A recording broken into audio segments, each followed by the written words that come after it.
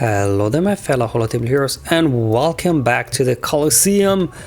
I'm a bit late with this one, but that's just because on day one where this Coliseum event dropped, Jotaz, whatever his pronunciation is, he just looks like a mutant sloth to me. I don't know, just must be the eyes and the tongue, I guess. Anyways, I was so busy doing the Lightspeed token quests on day one that I just almost completely ignored Coliseum. But now that this is back on what is it now, like day 5, I can finally turn my attention to it, go through the mechanics and see, you know, what we can do to hopefully push our score as high as we can. But as always with these ones, just a reminder, head to the leaderboard, get your rewards while you can, because if you don't, who knows when CG will issue those if you do miss them. Alright, as always we'll hop in the battle, so we are starting off with Luke at level 7 and we'll see if we can earn enough material today to get him to level 8 and see if we can improve score after that as well. So let's hop in the battle and go through the mechanics of this one. It's actually probably the most simple one we've had, which kind of makes sense because it was the first one to kick things off. So in terms of the unique, whenever an enemy loses a buff, Jotaz, what are we calling him? I'll just call him Joe. Whenever an enemy loses, Joe gains 10% turn meter. So I guess outside of Asajj giving potency up, and then obviously Luke giving tenacity up to all allies, I don't think we have ways to gain buffs, so maybe I would just stay away from the bonus turn ability with Stormtrooper Luke that gives tenacity up to all allies, because this means when all 5 of your guys lose tenacity up after one turn, Joe will gain 50% turn meter, and we don't want that, right? We don't want him getting more turns. Otherwise, the other things are just, you know, the modifier and then the explanation about the sum units and faction as we've seen in the other battles. Now, the basic from Joe. Deal physical damage to target enemy. This attack deals 250% more damage if target enemy has no buffs. So it seems like a similar, was it with Drax as well? Well, you kind of have to pick your poison in this one, right? If you gain buffs and lose them, Joe gains bonus turn meter. If you don't, he might deal 250% more damage to you.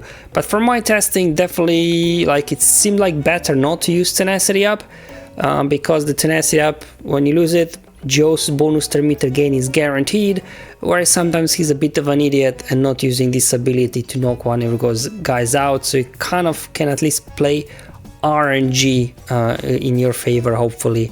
So yeah, that's the only thing. And then this one, it's an AoE, and Joe gains 2% offense for each buff dispelled. So again, if you have that tenacity up, right, that's 10% extra offense for Joe. So definitely I think like not giving bonus turn with Luke to anybody is a bit better move here. And finally, this ability starts off cooldown, deal physical damage to the enemy which can't be evaded. Joe gains 50% offense until end of the battle, doubled if target was defeated. And this ability starts off cooldown. So I guess this is like his big ability that you have to watch out for. But again, without having tanks in here, hopefully at some point they do give us what is it, IG90 in there to play with, because I believe he's got a taunt, maybe, I don't know, if I can't remember anymore. It's been a while since the kits were announced. Again, really wish we would have a tank, so at least you have some sort of control who takes the big hit. Like this, it's, you know, anyone's guess. If Luke gets knocked out early, you know, you're not gonna get a high score because you can't use his mass assist for a second time. So overall mechanics, very simple. The only decision you need to make is, do you grant bonus turn tenacity up to your allies with Luke or not? That's kind of really the only decision you need to make in this one. Everything else is kind of straightforward, and then of course the RNG factor of who Joe targets with what ability. Does he start off with an AoE or not? Anyway, what are we gonna start off first? With Asajj. I know this grants potency up as well, but I do use it for the first time to at least get Luke more speed. And then we're just gonna use single target attacks. We're gonna obviously do the mass assist with Luke. Alright, Asajj taking the first kick. And everybody, yeah, Chewie, his damage deals his basic deals damage 3 times, so just keep using his basic. Also with the berries, just keep doing basic damage, and we do the special with Asajj and a basic with Vader and a basic with Chewie. So that's really it, to be honest. In terms of mechanics, it's really down to RNG, like who Joe will take out. Well, let's see how this first attempt will go. I'm just gonna keep doing basics here. Boom. Let's see. Oh, Chewie's down. Let's go ahead basic there with Barris. Ooh, let's see if Luke can get to another mass assist. Big hit with the way they're coming in. And here I did not target somebody else or give potency upright with Asajj, just on the first move, so Luke gets speed up. Because I didn't want to give extra buffs to my guys to give more turn meter. To Joe, we did a second mass assist with Luke there. We are up to 27% now. Let's see if we can do a couple of more hits, get this maybe to 30, 28. Oof, that was a big hit. Come on, Vader. 29. That's probably will be it. So I guess that's an improvement. The first time I did this, I think I had about 15%, so definitely nearly doubled my score there since the beginning. Alright, I'm gonna run this one more time just to see if we can get different RNG, just to show you how battle goes. But same thing, we're gonna start off here with giving our Luke their speed up, and then Vader does his middle special. We do the mass assist, and then we brace ourselves. What Joe will do, kick in the face again, not using AoE. I actually prefer if Joe starts off with an AoE, because AoE will deal less damage than the kick with the basic. But anyway, we'll just keep going. Again, just single fire damage, no AoEs. I think they probably deal less damage than single target attacks. Ooh, going after Luke, ugh, that's not a good sign. Hopefully on its next big hit it will go after Chewie, because he's in red. Let's see what Joe will do here. Let's go ahead, one more basic before probably Chewie goes down in this one. Oh, alright, getting a bit lucky there with the RNG. Joe is kind of spreading the damage, refusing to use the AoE, which allows us to keep everybody alive longer. So let's see if we'll be able to get a nice mass assist with Luke in a moment. I think should be on cooldown on his next turn. There goes Chewie.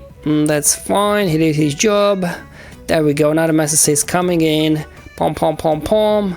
26%. Let's see, I think it was 29 on my first attempt, so let's see if we can push this up a little bit higher as well. Ooh, down goes Vader.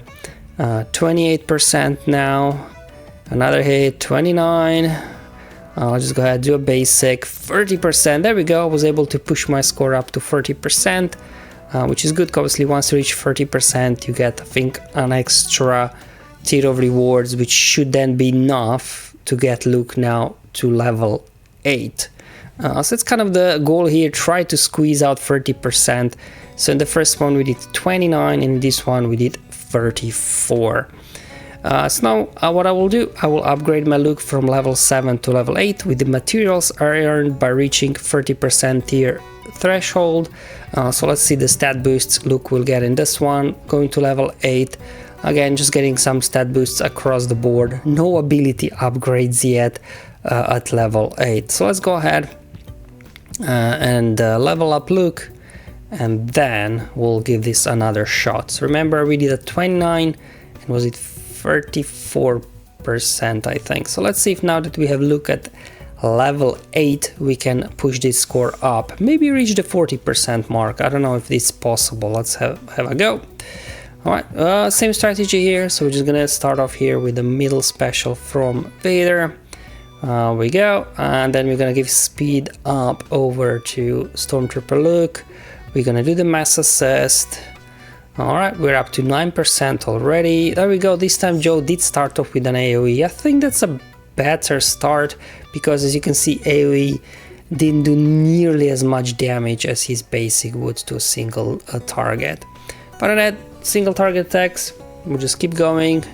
Like I tried testing out maybe using heals from Barris and Chewie, but at this point the health pools are so low that the healing really is negligible, or you know, their abilities aren't really, I guess, leveled up yet. They would heal more than like, you know, 10% of health or something.